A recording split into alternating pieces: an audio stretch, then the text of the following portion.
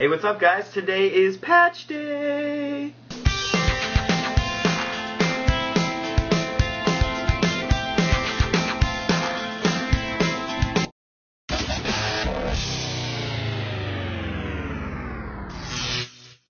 Hello, everyone, and welcome back to TOFWoW TV. My name's Tyler, and today is Patch Day. Patch 4.2 is coming out, and a lot of people are going to be covering everything that's coming out. This patch has taken quite a while to be released, since, you know, usually when Blizzard lets us know that there's going to be a new patch, it doesn't quite take this long to get it released. This patch definitely took a significant amount of time. They had to split it into two separate patches. Remember, we had 4.1 point something or other that released the Zalandari tribe heroics, and then now we're getting 4.2.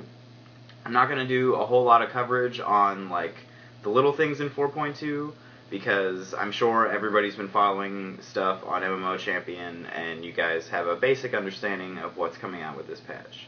But there were a couple things I wanted to say. First of all, is it just me, or do all the Tier 12 sets look exactly the same? Like, I'm thinking that Blizzard's kind of getting lazy on that track. Now, the PvP gear for Season 10 I do think is very cool looking, but the PvP gear is easy because it's just a evolution of the previous season's PvP gear. The Tier 12, I'm looking at it right now, and all the classes look the same. I mean, is it just me? They all have fiery shoulders.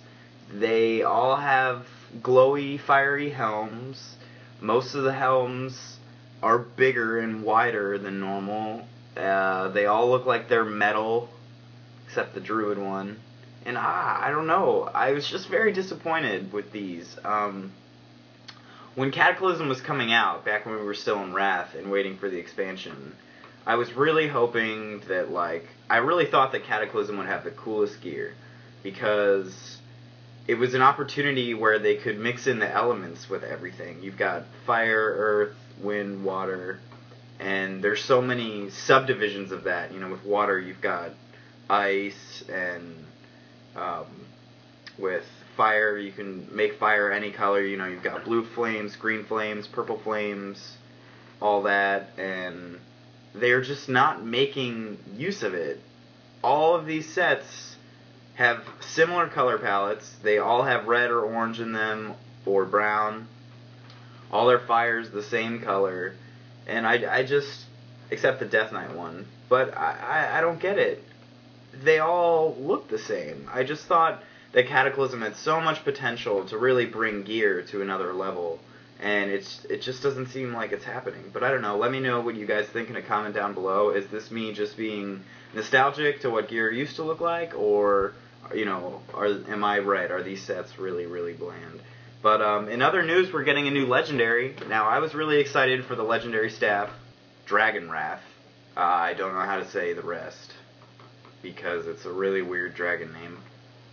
But the legendary staff for casters, Dragon Wrath, I believe I read that it is going to be usable for healers and, like, healing priests and mages and warlocks all alike, which is really cool. It's nice to see Blizzard kind of take legendaries to the next level and not just be Valinor, you know, when all you've got are paladins and shamans, healing paladins and shamans, using that. So I think that's cool, and I was actually excited to get this staff back before I quit playing, because I had just recently mained my level 85 mage, and had a chance at it within the guild that I was in. But of course, you know, I took my 2-month break, and I'm happy now to be back as a casual player.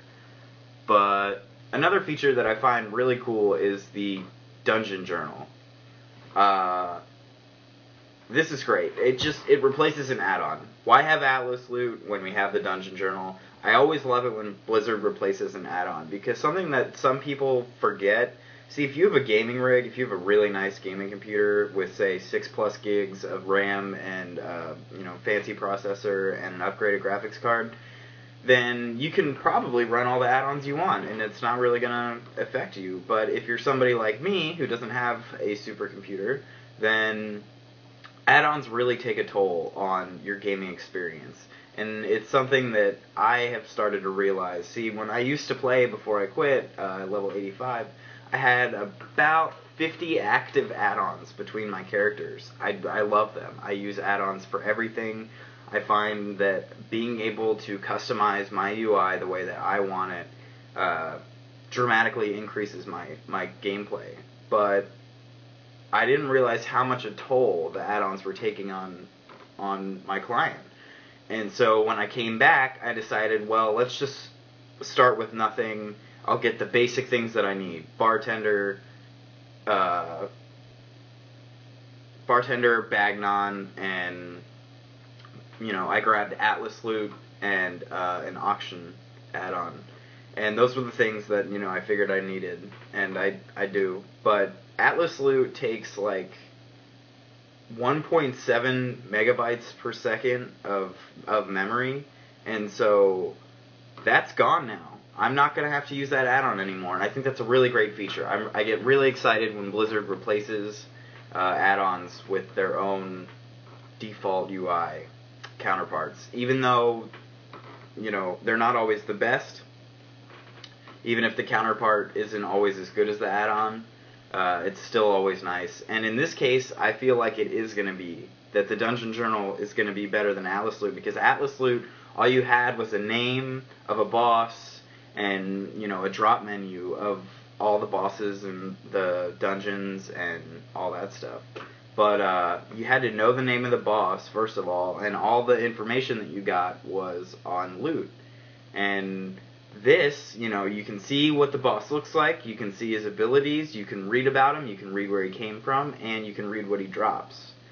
That's amazing. I think this is one of the most powerful tools been introduced to the game in a long time. It's kind of like having Wowhead built into the game, and I think that is very, very cool. One other thing, so the Rogue Tier 12 2-set bonus looks like something that would proc off a trinket from Burning Crusade.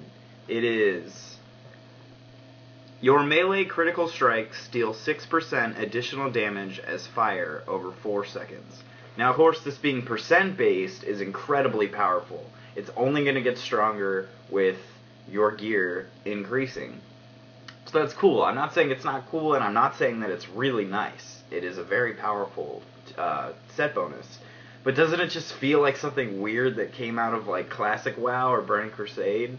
Not even Wrath. I mean, a fire proc, a fire damage proc. It just it caught me off guard. I haven't seen something like that in a while, and maybe it's because I usually only read the set bonuses of the classes that I play. Maybe a class had something like this in the previous couple of raid tiers, and I just didn't know about it.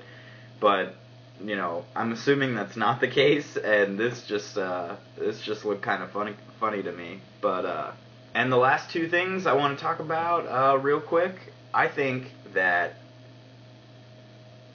Fandrel's Flame Scythe, the weapon that Feral Druids can use to turn into a fiery cat, that's cool. Blizzard, I don't think, has come out with a class, or even, this is spec-based. It's not even class-based. And the thing is, it's not even spec-based either. It's sub-spec-based, because obviously Feral Tree is broken into two totally different categories. You've got bear tanking and feral DPS. So I just thought that was cool. It's aimed at such a fine portion of players in the game. You've got almost a spec within a spec, and that's the only group of people that can use the item, or not necessarily make use of the item, but benefit from the cool spell effect. And I just thought that was cool. I haven't seen something like that in a couple expansions where something's designed for such a small group of people. I thought that was pretty cool. And it's going to be really interesting to see how many people get their hands on it, and how often it shows up, and whether or not, I'm curious to know whether or not that the ability to have to transform into a Fire Cat is going to make people go after this weapon, or if there's going to be some sort of like other weapon that comes from some later thing that we don't know about that's going to just have better stats, and see if people are going to drop their their Fire Kitty form for it. But we'll see about that. And the last thing with 4.2 that I think is great is all the new mounts. Personally, I'm a mount buff. I gotta say it. I'm 3 mounts away from having the albino drake on my shaman. But the only reason, I mean, I have more mounts than that. Between my 385s, I have a lot of really cool rare mounts. I have Ashes of Alar, the Chopper, all of the Profession mounts. I've got whatever. I'm not here to talk about my mounts, but I just thought that it was really cool for them to introduce a whole lineup of new mounts. You know, we're not just getting one that drops from a raid boss. We're not just, you know, like Invincible or something. We're not getting a mount that nobody can get their hands on. Like that was the case with Invincible and with some of the other mounts that we've seen come out over the past while, excluding of course like the guild, like the Scorpion or the Golden King. But recently we've been seeing a lot of really hard to get mounts come out of this game. And not to say that these are easy to get by any means, because a lot of them really aren't. But like the one Blazing Hippogriff modeled one, I don't really know what it's called, but it looks like the Blazing Hippogriff from the trading card game. That's coming out from the new quest zone in Firelands, so I think that's really cool. That's going to be something that's accessible to pretty much everybody. And the Fiery Anzu, whatever that's called, the Raven Lord that's on fire, I think that's just sick looking. I am so happy about that mount because I actually have the Raven Lord itself, and I want to get both on the same character. I think that'd be really cool. I don't know where he comes from yet. I haven't seen anything on MMO about where he drops. I think that they were saying that he might come off the boss called Alice. Is that how you Alice Razor. Alice Razor. I'm gonna stop repeating the name, but yeah, the Fiery Bird, I assume. We think that it drops from that. But yeah, so that's 4.2, guys. If you have any questions or comments, leave them down below. Like I said, with this channel, I don't really want to give you guys just like fact, because you already look at MMO Champion, you already watch somebody else on YouTube who's going to give that information to you. But this channel is just going to be a fun way to look at WoW and talk about things that go on within the game. Now, normally I'm going to have more fun things to talk about and be a little more upbeat and less serious than I was in this one. But it is very early in the morning. I still need to go to work, and so I'm not quite as energized as I normally would be. And also, it's patch day, and so I kind of have to talk about what comes out in the patch. But when I get home, I'll be able to log in and test the stuff out, see what happens, and then tomorrow or over the course of the next couple of days, I'll be able to play with the patch stuff, and I'll have more to talk about. So thanks for tuning in, guys, and I'll see you later.